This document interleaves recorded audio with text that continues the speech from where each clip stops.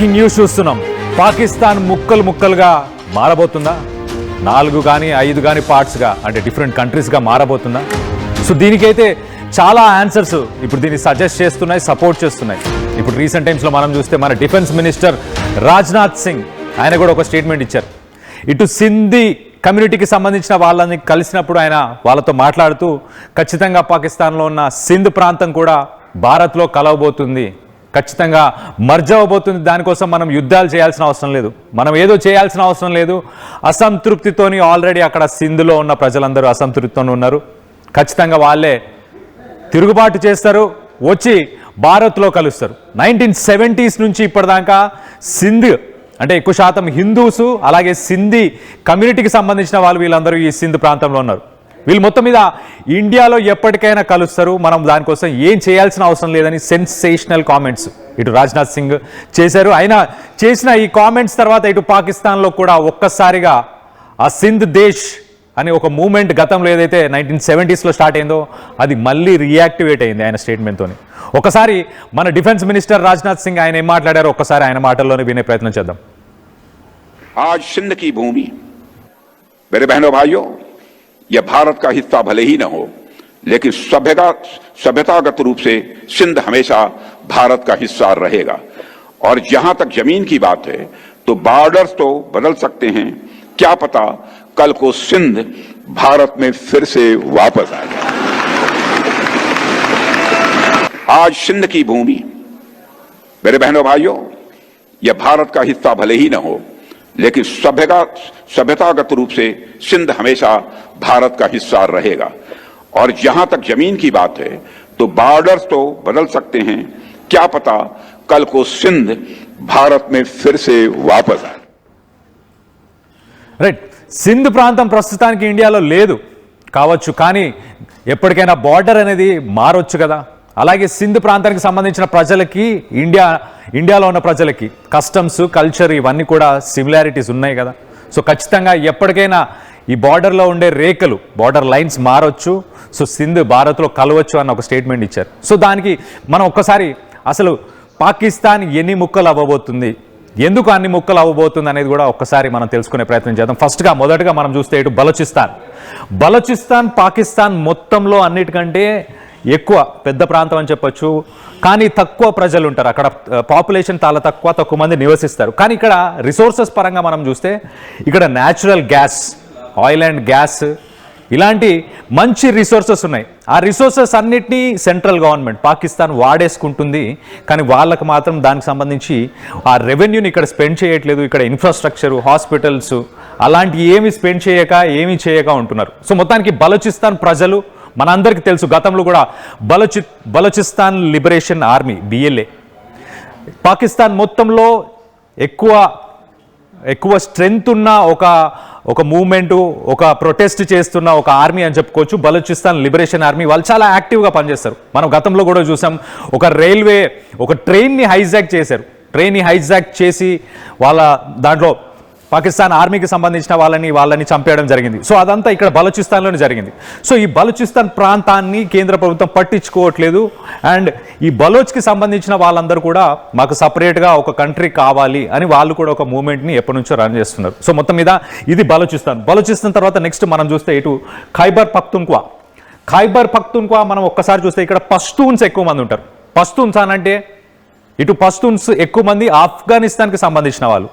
TTP తెహరీకి Taliban Pakistan, TTPకి సంబంధించిన వాళ్ళు ఇక్కడ ఖైబర్ పఖ్తూన్ఖ్వాలో ఉంటారు.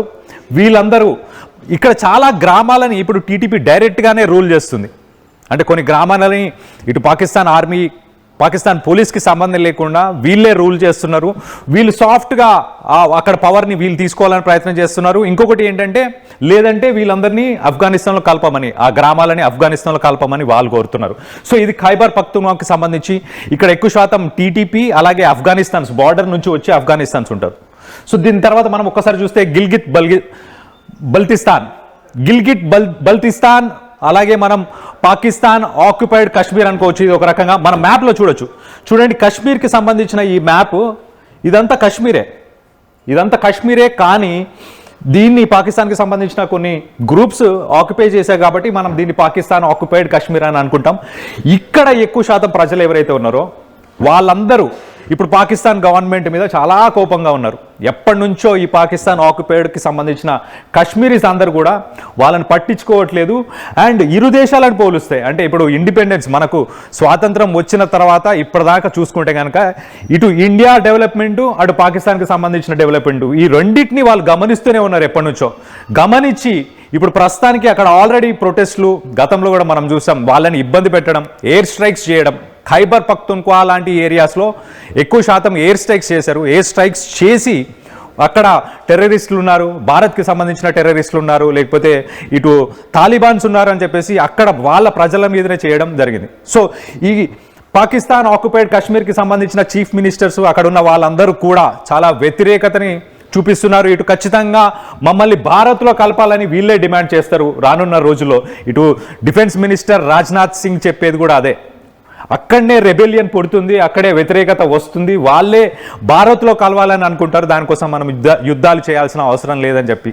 సో మొత్తానికైతే ఇది గిల్గిత్ బల్తిస్తాన్, ఇది పాకిస్తాన్ ఆక్యుపైడ్ కాశ్మీర్. యాక్చువల్గా మన ఇండియా మ్యాప్ మనం చూస్తే కనుక ఈ పార్ట్ అంతా మన మ్యాప్లోనే ఇంక్లూడ్ ఉంటుంది. కానీ పాకిస్తాన్ ఆక్యుపైడ్ కాశ్మీర్గా ప్రస్తుతానికి ఇంటర్నేషనల్ లైన్స్లో అది ఉంది. నెక్స్ట్ మనం చూస్తే ఇటు ఖైబర్ పఖ్తూన్ఖ్వాకి సంబంధించి ఒక్క విషయం మరొకసారి చెప్పే ప్రయత్నం చేస్తారు. వీళ్ళందరూ ఈ డురెండ్ లైన్ అని చెప్పేసి బ్రిటిషర్స్ 1947లో ఎప్పుడైతే మనకి ఇండిపెండెన్స్ వచ్చిన సమయంలో ఇటు పాకిస్తాన్ ఇటు ఇండియాకి సంబంధించిన లైన్స్ అన్ని కూడా ఒక మ్యాప్ పెట్టి గీత గీశారు. వీళ్ళు అక్కడ లొకేషన్కి వెళ్ళి ఏ ట్రైబ్స్ ఎటున్నాయి, ఏ తెగలు ఎటున్నాయి, వీళ్ళకి వాళ్ళకి బార్డర్ మధ్యలో వేద్దామా అని ఆలోచించకుండా 2 రోజుల్లోనే ఈ డెసిషన్స్ తీసుకున్నారు. దాని పర్యవసమే ఖైబర్ పఖ్తూన్ఖ్వాలో ప్రొటెస్ట్లు. ఇక్కడ ఎక్కువ శాతం పష్తూన్స్ ఎవరైతే ఉన్నారో వీళ్ళు కొంత ఈ భూభాగంలో ఉన్నారు, కొంత ఆఫ్ఘనిస్తాన్లో ఉన్నారు. సో వీళ్ళ ఇష్యూ ఏంటంటే ఈ డురెండ్ లైన్ని వీళ్ళు అసలు కన్సిడరే చేయరు. అంటే ఈ బార్డర్ని అసలు మాకెందుకు పెట్టారు, మేము ఇటు సగం మంది ఉన్నాం, ఇటు సగం మంది ఉన్నాం, మాకు ఇబ్బంది కలుగుతుంది, మాకు పాకిస్తాన్తో ఉండాలని లేదని. సో ఇది ఖైబర్ పఖ్తూన్ఖ్వాలో ఉన్న ఇష్యూ. నెక్స్ట్ మనం చూసుకుంటే ఇటు సింధ్, ఇప్పుడు రాజ్నాథ్ సింగ్ డిఫెన్స్ మినిస్టర్ రాజ్నాథ్ సింగ్ మాట్లాడిన విషయం వచ్చేసి సింధ్. ఇది మనం ఒకసారి చూస్తే కనుక ఇటు గుజరాత్కి పరిసర ప్రాంతాల్లో చెప్పుకోవచ్చు. ఇటు గుజరాత్ మిగతా బార్డర్, ఈ రాజస్థాన్కి సంబంధించిన బార్డర్, ఇది పంజాబ్ ఉంది, అక్కడ పంజాబ్ రాజస్థాన్కి సంబంధించి ఇటు రాజస్థాన్ అండ్ గుజరాత్ 2 వస్తాయి, 2 స్టేట్స్. సో ఈ సింధ్కి సంబంధించిన వాళ్ళు ఎక్కువ శాతం హిందూసే ఉంటారు. ఈ సింధీ అనే ఒక కమ్యూనిటీ, వీళ్ళు ఇండియన్ కల్చర్నే ఫాలో చేస్తారు, సింధ్ కమ్యూనిటీనే ఫాలో చేస్తారు. సో వీళ్ళకి కూడా వీళ్ళు 1970s నుంచి ఇటు సెంట్రల్ గవర్నమెంట్ వాళ్ళని కూడా పట్టించుకోవట్లేదు. హిందూస్ ఎక్కువ మంది ఉన్నారని చెప్పి మనం సోషల్ మీడియాలో చాలా చూస్తాం, ట్విట్టర్లో కానీ ఇన్స్టాగ్రామ్లో. ఇండియాకి సంబంధించిన వాళ్ళు అంటే హిందూయిజంకి సంబంధించిన వాళ్ళు, హిందూ మతానికి సంబంధించిన వాళ్ళని కిడ్నాప్ చేసుకొని వెళ్ళిపోవడం, వాళ్ళని మత మార్పిడి చేయడం, వాళ్ళని మ్యారేజ్ చేసుకునే ప్రయత్నం చేయడం, ఇలాంటివన్నీ గతంలో ఈ సింధ్ ప్రాంతానికి సంబంధించిన వాళ్ళే ఎక్కువ జరిగినాయి. ఒక్కసారి మనం మన డిఫెన్స్ మినిస్టర్ రాజ్నాథ్ సింగ్ దీని గురించి ఏం మాట్లాడారు ఒక్కసారి వినే ప్రయత్నం చేద్దాం. आज सिंध की भूमि, मेरे बहनों भाइयों, यह भारत का हिस्सा भले ही न हो, लेकिन सभ्यतागत रूप से सिंध हमेशा भारत का हिस्सा रहेगा. और जहां तक जमीन की बात है तो बॉर्डर्स तो बदल सकते हैं, क्या पता कल को सिंध भारत में फिर से वापस आ जाए. आज सिंध की भूमि, मेरे बहनों भाइयों, यह भारत का हिस्सा भले ही न हो, लेकिन सभ्यतागत रूप से सिंध हमेशा भारत का हिस्सा रहेगा. और जहां तक जमीन की बात है तो बॉर्डर्स तो बदल सकते हैं, क्या पता कल को सिंध भारत में फिर से वापस आ जाए. రైట్, రాజ్నాథ్ సింగ్ చాలా క్లియర్గా చెప్తున్నారు. ఇటు సింధ్ ప్రాంతానికి ఇండియాకి ఆ కనెక్షన్స్, అక్కడ ఇక్కడ ఆ సిమిలారిటీస్ ఎప్పుడూ ఉంటూనే ఉన్నాయి. సో సింధ్ ప్రాంతం ప్రస్తుతానికి పాకిస్తాన్లో ఉన్నా కూడా ఆ బార్డర్లో ఉన్న గీతలు, ఆ బార్డర్ లైన్స్, ఆ బార్డర్ ఎప్పుడైనా చెరిగిపోవచ్చు, ఎప్పుడైనా మారిపోవచ్చు అని చెప్తున్నారు. సో అక్కడే ఒక రెబెలియన్ 1970s నుంచి జరుగుతున్న రెబెలియనే, దాన్ని మనం ఏదో చేయాల్సిన అవసరం లేదు. అలాంటి టెర్రరిస్ట్ యాక్టివిటీస్ కూడా, అంటే రెబెలియన్ యాక్టివిటీస్ అని చెప్పుకోవచ్చు, టెర్రరిజం కంటే రెబెలియన్ యాక్టివిటీస్, ఇటు బలూచిస్తాన్ లిబరేషన్ ఆర్మీ, ఇటు తెహరీకి తాలిబాన్ పాకిస్తాన్, ఈ టీటీపీ, ఇవి 2 చాలా యాక్టివ్గా వర్క్ చేస్తున్నాయి. అంటే మనం మనం చూస్తే పాకిస్తాన్కి నార్త్ అలాగే వెస్ట్ రెండు సైడ్స్లో ఈ యాక్టివిటీస్ చాలా యాక్టివ్గా ఉన్నాయి. ఇంకో పక్కన పొలిటికల్ ఇన్స్టెబిలిటీ మనం ఒక్కసారి చూస్తే కనుక ఇమ్రాన్ ఖాన్ పీటీఐ పార్టీకి సంబంధించిన ఇమ్రాన్ ఖాన్ని జైల్లో పెట్టారు. ఆయన పార్టీకి సంబంధించిన కార్యకర్తలను జైల్లో పెట్టారు. సో పొలిటికల్గా అసలు అపోజిషన్నే లేకుండా చేస్తున్నారు.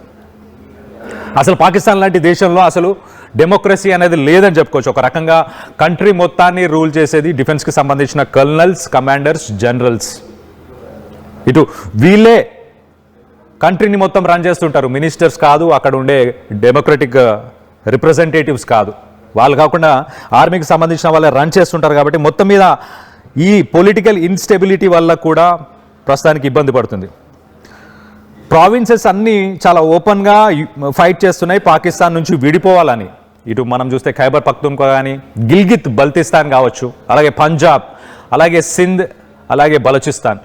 గిల్గిట్ బలూచిస్తాన్ గురించి బల్తిస్తాన్ గురించి ఒకసారి మనం మాట్లాడుకుంటే పాకిస్తాన్ ఆక్యుపైడ్ కాశ్మీర్ అనుకోవచ్చు. పాకిస్తాన్ ఆక్యుపైడ్ కాశ్మీర్లో అక్కడ ప్రజలు ఇండిపెండెన్స్ అయినప్పటి నుంచి ఇప్పటిదాకా దాదాపు ఇన్ని దశాబ్దాలు చూసిన తర్వాత వాళ్ళు చాలా క్లియర్గా, ఇన్ని డెకేడ్స్ చూసిన తర్వాత వాళ్ళు చాలా క్లియర్గా ఏమంటున్నారు, ఇటు పాకిస్తాన్లో డెవలప్మెంట్ లేదు, ఎట్ ద సేమ్ టైం వాళ్ళకి డెవలప్మెంట్ లేదు.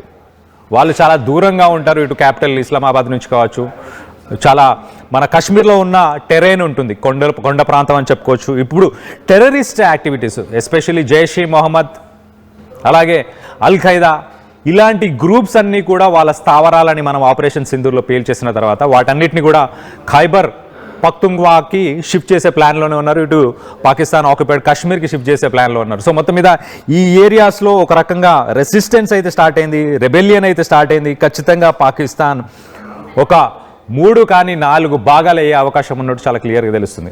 దీనికి సంబంధించి అసలు మనం ఇటు రాజ్నాథ్ సింగ్ చెప్పినట్టు మనం ఏదో యుద్ధాలు చేయాల్సిన అవసరం లేదు. గతంలో కూడా ఆయన ఇంకొక స్టేట్మెంట్ పాకిస్తాన్ ఆక్యుపైడ్ కాశ్మీర్ గురించి కూడా చేశారు. అప్పుడు కూడా చెప్పారు, ఎప్పటికైనా పాకిస్తాన్ ఆక్యుపైడ్ కాశ్మీర్ మనదే అవ్వబోతుంది ఖచ్చితంగా, దానికోసం మనం అవసరం ఉంటే యుద్ధం చేస్తేనే తెచ్చుకుందాం అన్నారు. ఇప్పుడు సింధ్ గురించి అయితే చాలా క్లియర్గా సింధ్ కమ్యూనిటీకి, ఇండియాలో ఉన్న కమ్యూనిటీస్కి, ప్రజలకి అనుబంధం ఉంది, ఒక కనెక్షన్ ఉంది. వాళ్ళు ఇక్కడ మనం ఏవైతే ఫాలో అవుతుంటామో కస్టమ్స్, కల్చర్స్, అవే అక్కడ సింధ్ కమ్యూనిటీకి సంబంధించిన వాళ్ళు ఫాలో అవుతున్నారు. 1970s నుంచి ఇప్పటిదాకా కూడా వాళ్ళు ఒక రెబెలియన్ని స్టార్ట్ చేశారు. ఆ రెబెలియన్కి ప్రస్తుతానికి రాజ్నాథ్ సింగ్ మాట్లాడిన మాటలు మళ్ళీ ఒకసారి ఫ్యూయల్ చేశాయి, మళ్ళీ ఒకసారి ఆజ్యం పోసాయని చెప్పుకోవచ్చు. సో మొత్తం మీద సింధ్ ప్రాంతంలో ప్రస్తుతానికి ప్రొటెస్ట్లు మళ్ళీ మొదలయ్యాయి. భారీ ఎత్తున ప్రొటెస్ట్ చేస్తున్నారు.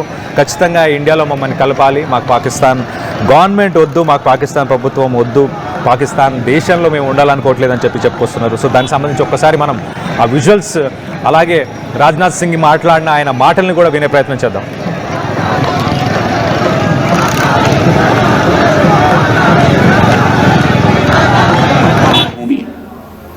मेरे बहनों भाइयों, यह भारत का हिस्सा भले ही न हो, लेकिन सभ्यतागत रूप से सिंध हमेशा भारत का हिस्सा रहेगा. और जहां तक जमीन की बात है तो बॉर्डर्स तो बदल सकते हैं, क्या पता कल को सिंध भारत में फिर से वापस आ जाए. Local to global news at your fingertips. మీ చేతిలో ఒక ఆయుధం. డౌన్లోడ్ రా TV app. Media legend Ravi Prakash is back.